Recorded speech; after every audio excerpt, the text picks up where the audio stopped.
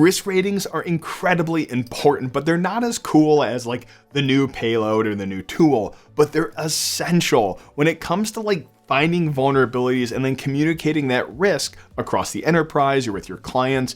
And it's one of those things we don't really talk about, even though it's massively critical. And when you find a new vulnerability, let's say like cross-site scripting on a website, you need to set, is this a critical risk? Is this egregious? Do they need to fix this right away? Or is it a low risk or informational? And usually the way you calculate these is just by a impact times likelihood equals the risk. If it's a low likelihood and a low impact, then it's an informational risk. If it's high and high, it's a critical. Typically, most risk scores calculate from 0 to 5 or informational, low, medium, high, critical, but some just have low, medium, high, and other ones go from a 0 to 10. Ultimately, the whole goal of this is to help communicate how bad of a vulnerability this is. If you're at a large enterprise, often these are tied to policies. Like if a critical egregious finding is found, it has to be fixed within 24, 48 hours, or 72 hours. If a low risk vulnerability might never have to get fixed. And this is why it's essential to set the right risk rating. Oftentimes it leads to a weird debate. Now, as a consultant, obviously I'm going to bring in whatever security team I'm working with to help me with risk ratings. If I am inside an enterprise, I might have a conversation with the developers to get more context about the application.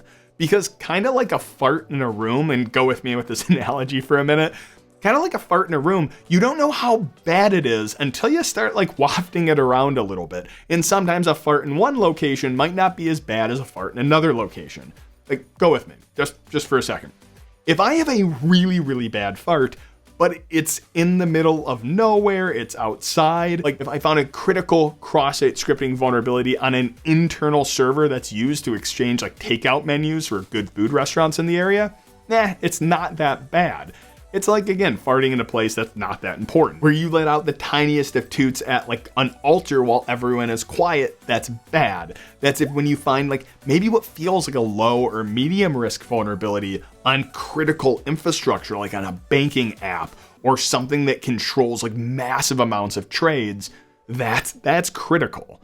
And this is where it becomes really difficult because risk rating can't be assigned to a specific vulnerability. Reflected cross-site scripting one place isn't going to rank the same as reflective cross-site scripting in another place.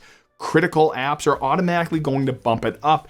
And as a tester, you're not always going to have a lot of context here.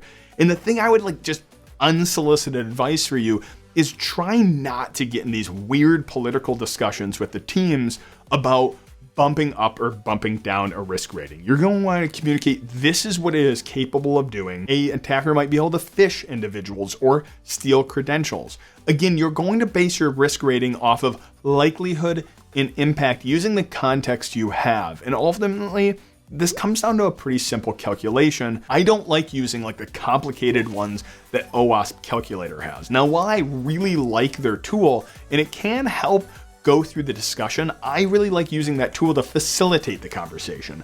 When a client wants to argue a risk rating, oftentimes I pull up this calculator and go step by step, having them explain it to me. So then the risk rating comes out in a way they're happy about it, and then they can defend it against the teams.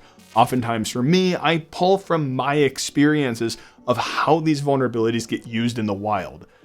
This becomes really weird though, because certain vulnerabilities like SSL vulnerabilities, like old ciphers and old algorithms, aren't really a big risk now, but that risk grows over time as computers get better at cracking those. This is why communication is so essential between you and your client or developer, because your risk rating is going to massively impact their workload if there's a policy which forces them to fix certain vulnerabilities, or having clear communication where if they need to actually prioritize some of those low or medium vulnerabilities.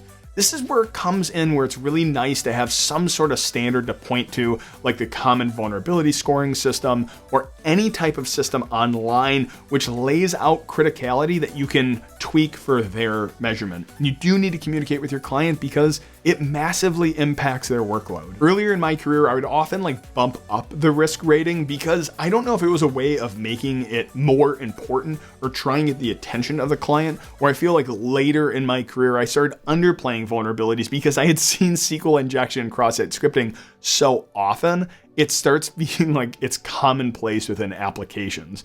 Setting risk ratings is difficult, but you have to start somewhere, and that's the start of the conversation. Sometimes I even let clients know that these are draft risk ratings and that we can adjust them as needed. Oftentimes when I get in too big of an argument with a client, I will bring up my fart analogy and let them know that everyone has a different threshold for pain. Some people are able to smell and bear it, and other people just can't deal with any of it. I think using the OWASP calculator to help facilitate the communication has been like the best trick for me. Hopefully this answers the question I was asked in my last video comment. If you have questions, whether they're about penetration testing, running a business, or just like these general concept questions, please leave them as a comment. Thanks for watching. Hack on.